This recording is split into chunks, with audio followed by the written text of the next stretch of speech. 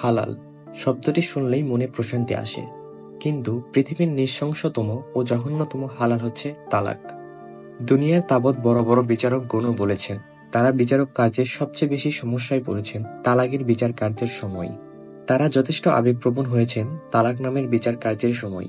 বিচারকগণ সবচেয়ে বেশি সমস্যায় পড়েছেন যখন একটি অবশ শিশুকে তাদের বাবা মার মধ্যেও ভাগ করে দিতে গিয়ে। তাদের সবচেয়ে বেশি ভুগতে হয়েছে যখন একটি অবশ শিশুর কাছে জানতে হয় তুমি তোমার বাবার কাছে যাবে না তোমার মায়ের কাছে। আর এমন কিছু মুভি থাকে যেগুলো শুধু মুভিই নয়, মুভির থেকেও অনেক বেশি কিছু। এই ইরানি মুভিটি ঠিক তেমনই একটা মুভি যার নাম এ সেপারেশন। মুভিটি 2011 সালে অস্কার তো পেয়েছিল ঠিকই, সেই সাথে এই মুভিটি আমাদের সমাজের ছোট ছোট বাস্তবতাকে এত সুন্দরভাবে তুলে ধরেছে যা সত্যিই আপনাকে ভাবতে বাধ্য করবে। আর এই মুভিটি লিখেছেন পৃথিবীর অন্যতম সেরা মুসলিম পরিচালক আজগর ফরহাদি, যিনি কিনা একাধিক অস্কারও পেয়েছেন। কথা দিচ্ছি আপনার সময় নষ্ট হবে না। তো কথা না বাড়িয়ে চলুন শুরু করা যাক এ সেপারেশন মুভিটি। মুভিটি শুরু হয় একটি কোর্টের দৃশ্য দিয়ে, যেখানে একটি মধ্যবয়সী কাপল নাদির ও সিমিন এসেছে তাদের ডিভোর্সের জন্য। সামনে থাকা বিচারক সিমিনকে প্রশ্ন করে, আপনি আপনার স্বামীকে কেন ডিভোর্স দিতে যাচ্ছেন? আপনার স্বামী কি নেশা করে? সিমিন বলে না। তখন বিচারপতি তাকে আবারও জিজ্ঞেস করে, তাহলে আপনার স্বামী কি আপনাকে অনেক নির্যাতন ও মারধর করে? সিমিন তাকে এবারও না বলে, আর বলে যে আমার স্বামী অনেক ভালো একজন মানুষ। বিচারক তাকে বলে, আপনি তাহলে আপনার স্বামীকে ডিভোর্স কেন দিতে যাচ্ছেন? তখন সিমিন বলে, আমার দেশের বাইরে অনেক ভালো একটি চাকরি হয়েছে, আমি চাই নাদির এবং আমার সন্তান সহ সেখানে সেটেল হতে। কিন্তু নাদির কোথাও যেতে চায় না, আর এই কারণে আমি তাকে ডিভোর্স দিতে চাই। আর যদি নাদির আমার সাথে যেতে রাজি হয়, তাহলে এখনই আমার ডিভোর্স লেটার আমি ক্যান্সেল করছি। তখন নাদির তার কথা বলতে শুরু করে। সে বলে, পৃথিবীতে আমার বাবা ছাড়া কেউ নেই। আমার বাবা অনেক বৃদ্ধ, সে নিজে নিজে একা চলতেও পারে না। আমি কোনোভাবেই আমার বাবাকে ছেড়ে একা দেশের বাইরে কোথাও চলে যেতে পারবো না। তখন সিমিন তাকে বলে, বিদেশে গেলে আমরা ভালো ক্যারিয়ার গড়ে তুলতে পারবো, আর আমাদের মেয়ের ভবিষ্যৎ অনেক ভালো হবে। নাদির আর সিমিনের মধ্যে অনেক কথা কাটাকাটি হয়, আর নাদির কোনোভাবেই তার বাবাকে ছেড়ে বিদেশে যেতে রাজি নয়। নাদির মনে করে যে সন্তান হিসেবে তার দায়িত্ব কোনোভাবেই এড়াতে পারে না। এই চিন্তাভাবনা আসলে প্রত্যেকটি সন্তানেরই হওয়া উচিত, অ্যাটলিস্ট বাবা মা যখন বৃদ্ধ হয়ে যায়, কারণ তখন তারা প্রচন্ড অসহায় হয়ে যায়। যাই হোক, যেহেতু নাদির তার বাবাকে রেখে বিদেশে যেতে রাজি নয়, তাই সিমিন তার ডিভোর্স লেটারে সাইন করে দেয়। কিন্তু বিচারক তার ডিভোর্স লেটারটি অ্যাকসেপ্ট করে না, কারণ বিচারকের মনে হয় এই কারণটি যথেষ্ট না একটি ডিভোর্সের জন্য। ডিভোর্স লেটারটি অ্যাকসেপ্ট না করায় সিমিন রেগে সেখান থেকে বেরিয়ে যায়, আর সে নাদিরের বাসা থেকেও একেবারে চলে যায়। আর যাবার আগে সে রাজিয়া নামে এক কাজের মহিলাকে ঠিক করে দিয়ে যায়, যাতে করে তার ঘরের কাজ রাজিয়া করে দিতে পারে, সেই সাথে নাদিরের বাবার দেখাশোনাও যেন করতে পারে। মূলত রাজিয়াও কোনো কাজের মহিলা ছিল না, সে বাধ্য হয়ে এসেছে এখানে কাজ করতে। রাজিয়ার হাজবেন্ড অনেক মানুষের কাছ থেকে টাকা ধার নিয়েছে, যার ঋণ পরিশোধ না করতে পারায় তার স্বামীকে প্রায় জেলে যেতে হতো। আর রাজিয়া এখানে এসেছে কাজ করে সামান্য কিছু টাকা উপার্জন করার জন্য, যেন সে তার হাজবেন্ডের দেনাগুলো দিয়ে দিতে পারে। রাজিয়ার কাজটা একদমই সহজ ছিল না। সে যেই দিন প্রথম কাজে আসে, সে দেখতে পায় নাদিরের বাবা বিছানায় তার নিজের প্যান্টে প্রসাব করে দেয়। তার অবস্থা এতটাই খারাপ। আর রাজিয়া ছিল একজন ধার্মিক মহিলা, পরপুরুষকে একদমই ছুঁতে চাচ্ছিল না। নাদিরের বাবাকে না ছুঁয়েই তার কাপড় চেঞ্জ করে দেওয়ার অনেক চেষ্টা করে, কিন্তু সে ব্যর্থ হয়। আর নাদিরের বাবা এতটাই বৃদ্ধ ছিল যে সে রাজিয়ার কোনো কথাও বুঝতে পারত না। রাজিয়া বাধ্য হয়ে তার পরিচিত একজন ইসলামিক ব্যক্তিত্বের কাছে ফোন দেয়। রাজিয়া তাকে জিজ্ঞেস করে, আমি কি কাজের প্রয়োজনে একজন 70-80 বছর বয়সের লোক, যে কিনা নিজে কিছুই করতে পারে না, তাকে কি আমি স্পর্শ করতে পারবো? তার ময়লা কাপড় কি চেঞ্জ করে দিতে পারবো? তখন ইসলামিক ব্যক্তিত্ব সম্পন্ন লোকটি তাকে বলে, হ্যাঁ রাজিয়া, তুমি পারবে, এতে তোমার কোনো পাপ হবে না। এটা শোনার পর রাজিয়া নাদিরের বাবার ময়লা কাপড় চেঞ্জ করে দেয়। কিন্তু তার মাথা থেকে তখনও বিষয়টি যাচ্ছিল না, কারণ রাজিয়া ছিল খুব ধর্মভীরু একজন মহিলা। রাজিয়ার একটি মেয়ে ছিল, সে প্রত্যেক দিন তার মেয়েকে নিয়ে এই বাসায় কাজ করতে আসতো। রাজিয়া প্রেগনেন্টও ছিল। এভাবেই কেটে যাচ্ছিল রাজিয়ার দিন। কিন্তু একদিন নাদির এবং তার মেয়ে হঠাৎ করেই বাসায় চলে আসে। তারা বাইরে থেকে অনেক ডাকাডাকি করলেও ঘরের ভিতর থেকে কেউ দরজা খোলে না। তখন বাধ্য হয়ে নাদির তার পকেটে থাকা চাবি দিয়ে তালা খুলে ভিতরে ঢোকে। আর ভিতরে ঢুকে দেখতে পাই তার বাবার হাত খাটের সাথে বাঁধা আছে, আর সে ফ্লোরে পড়ে আছে। এই দৃশ্য দেখে নাদির খুবই ঘাবড়ে যায়। সে দ্রুত তার বাবার কাছে যায়। নাদিরের মেয়ে তার দাদার এমন নিথর দেহ দেখে সে মনে করে তার দাদা মারা গেছে। নাদিরের মেয়ে প্রচন্ড কান্নায় ভেঙে পড়ে তার দাদার জন্য। কিন্তু নাদির তার বাবার কাছে এগিয়ে যেয়ে দেখে তার বাবা বেঁচে আছে, তিনি এখনো মারা যাননি। নাদির তার বাবাকে সুস্থ করার অনেক চেষ্টা করেন। সেই সাথে তার মেয়েকে বলে, তুমি বাসাটা ভালোভাবে খুঁজে দেখো, রাজিয়া হয়তো বাসা থেকে অনেক কিছু চুরি করে নিয়ে পালিয়েছে। নাদিরের মেয়ে তাই করতে থাকে। আর এরই মধ্যে রাজিয়া তার মেয়েকে নিয়ে ঘরে ঢোকে। আর রাজিয়াকে দেখে নাদির প্রচন্ড রেগে যায়। নাদির রাজিয়ার উপর অনেক রাগারাগি করতে থাকে। সে রাজিয়াকে বলতে থাকে, তুমি আমার ঘর থেকে টাকা চুরি করেছো, আর তুমি প্রতিদিনই এমন করো। তুমি আমার বাবাকে রেখে প্রতিদিনই এমন বাইরে যাও। ভাগ্য ভালো যে আমি হঠাৎ করেই বাসায় এসেছি, না হলে এই সত্যটা তো আমি জানতেই পারতাম না। নাদির রাজিয়াকে চলে যেতে বলে। আর সে তাকে বলে, আমি তোমাকে একটা টাকাও দেব না, তুমি অনেক টাকা এর মধ্যে চুরি করেছ। রাজিয়া নিজেকে নির্দোষ প্রমাণ করতে অনেক চেষ্টা করে। সে বলতে থাকে, আমি এক টাকাও চুরি করিনি, দয়া করে চুরির কোনো অপবাদ দেবেন না। পেটের দায়ে এখানে কাজ করতে এসেছি, তাই বলে চুরি করতে আসিনি। এই বলে সে কাঁদতে থাকে। সে বলে, আমার কোরআনের কসম, আমি চুরি করিনি, আর কাজের টাকাটা আজকে আমার খুব প্রয়োজন। নাদির তার কোনো কথাই শোনে না। সে রাজিয়াকে তার ঘর থেকে বের করে দেয়। নাদির তার বাবার কাছে এসে তার সেবা করতে থাকে। আর এরই মধ্যে রাজিয়া সেখানে আবারও আসে। নাদিরের কাছে তার প্রাপ্য টাকার জন্য রিকোয়েস্ট করতে থাকে। আর এটার জন্য নাদির আরো বেশি রেগে যায়। সে রাজিয়াকে দরজার কাছে নিয়ে যায় এবং ধাক্কা দিয়ে বাইরে বের করে দেয়। নাদির দরজা বন্ধ করে দেয়। আর সে দেখতে পায় রাজিয়া বাইরে পড়ে গিয়েছে। আর তখনই পাশের একজন মহিলা এসে রাজিয়াকে উঠিয়ে নিয়ে যায়। তারপর পরিস্থিতি আরো খারাপ হয়। কিছু সময় পরে নাদিরের স্ত্রী তাকে ফোন করে। সিমিন নাদিরকে বলে, তুমি রাজিয়াকে ধাক্কা দিয়ে ফেলে দিয়েছিলে, যার ফলে রাজিয়ার পেটে থাকা বাচ্চা মারা গিয়েছে। নাদির এবং সিমিন দ্রুত হসপিটালে চলে যায়। সেখানে যাওয়ার পরেই তাদের দেখা হয় রাজিয়ার হাজবেন্ডের সাথে। রাজিয়ার হাজবেন্ড নাদিরকে আগে থেকেই চিনত।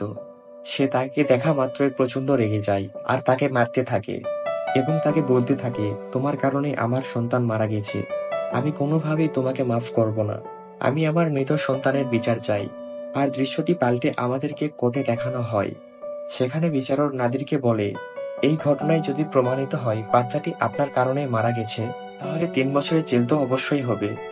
নাদির বিচারককে বলতে থাকে, বিশ্বাস করুন, আমি জানতাম না যে রাজিয়া প্রেগনেন্ট ছিল। যদি জানতাম তাহলে ধাক্কা দেওয়া কেন, রাজিয়ার সাথে আমি খারাপ ব্যবহারও করতাম না। সে আরো বলে, আমার বাবাকে বেঁধে রেখে রাজিয়া ওই দিন বাইরে গিয়েছিল, ফলে আমার বাবা প্রায় মারাই গিয়েছিল, তাই আমি আমার রাগ কন্ট্রোল করতে পারিনি। এসব কথা রাজিয়ার হাজবেন্ড শুনে উল্টাপাল্টা কথা বলতে থাকে। এসব শুনে বিচারক রাজিয়ার হাজবেন্ডকে বলে, আপনি যদি উল্টাপাল্টা কথা বলেন, আপনাকে আমি এখনই জেলে পাঠাবো। এভাবেই রাজিয়ার কেসটি কোর্টে চলতে থাকে। নাদির তার মেয়ের টিচারকে রিকোয়েস্ট করে সে যেন কোর্টে সাক্ষী দেয়। নাদির রাজিয়ার প্রেগন্যান্সি বিষয়ে কিছুই জানতো না। নাদিরের মেয়ের টিচার সেটাই সাক্ষী দেয়। আর এই বিষয়টা যখন রাজিয়ার হাজবেন্ড জানতে পারে, সে খুবই রেগে যায়। সে নাদিরের মেয়ের স্কুলে চলে যায় আর তাকে অনেক গালমন্দ করতে থাকে। সে টিচারকে বলে, আপনি ইচ্ছা করে ওই মিথ্যা সাক্ষী দিয়েছেন, তাই না? আপনি যদি সত্যি সাক্ষী দিয়ে থাকেন, তাহলে এটা কোরআন শরীফ ছুঁয়ে আমাকে বলুন। মামলা শুনানির পরবর্তী দিন রাজিয়ার হাজবেন্ড আবারও উল্টাপাল্টা বলতে থাকে বিচারককে। আর বিচারক এটা জানতে পেরেছিল যে রাজিয়ার হাজবেন্ড ওই টিচারকে অনেক খারাপ কথা শুনিয়েছেন। আর এসব কারণে বিচারক রাজিয়ার হাজবেন্ডকে 3 মাসের জেল দিয়ে দেয়। এটা শুনে রাজিয়া প্রচন্ড ভেঙে পড়ে। সে বিচারককে অনেক রিকোয়েস্ট করতে থাকে। রাজিয়া বলে তার স্বামী অনেক ঋণ আত্মায় জড়িত, তার ফলে সে সবসময় ডিপ্রেশনে থাকে। সে মানসিকভাবে একদমই সুস্থ না। কিন্তু বিচারক তো তার রায় দিয়েই দিয়েছে। অন্যদিকে নাদির জানতে পারে যে ওই দিন রাজিয়া তার বাবাকে রেখে একজন গাইনি ডাক্তারের কাছে গিয়েছিল। তখন নাদিরের মনে হয় রাজিয়ার হাজবেন্ড রাজিয়াকে অনেক মারধর করেছিল, তার ফলে সে গাইনি ডাক্তারের কাছে গিয়েছিল। একদিন নাদিরের মেয়ে নাদিরকে বলে, বাবা, আমি জানি যে তুমি জানতে রাজিয়া প্রেগনেন্ট ছিল, কারণ আমি দেখেছিলাম তোমার সামনে রাজিয়া আমার টিচারের কাছ থেকে গাইনি ডাক্তারের নাম্বার নিয়েছিল এবং তার প্রেগনেন্সির কথাও তখন বলেছিল। নাদির তখন তার মেয়েকে বলে, মা, তুমি যদি এই কথা কোর্টে বলো, আমার 3 বছরের জেল হয়ে যাবে। কিছুদিন পরে নাদিরের মেয়ের সাক্ষীর দিন চলে আসে কোর্টে। নাদিরের মেয়ে কোর্টে যায় এবং তার বাবার কথা অনুযায়ী মিথ্যা কথা বলে। কিন্তু এই মিথ্যা সাক্ষী দেওয়ার পরে নাদিরের মেয়ে ভিতর থেকে একদম ভেঙে পড়ে। সে নিজেকে প্রচন্ড অপরাধী ভাবতে থাকে। সে বুঝতে পারে যে মিথ্যাটা বলে সে অনেক বড় পাপ করেছে, এটা তার একদমই উচিত হয়নি। এদিকে নাদিরের স্ত্রী সিমিন খুব চিন্তায় পড়ে যায়। হাজবেন্ডের যদি কোনোভাবে সাজা হয়ে যায় তাহলে সেই প্রভাব পড়বে তার মেয়ের ভবিষ্যতের উপর।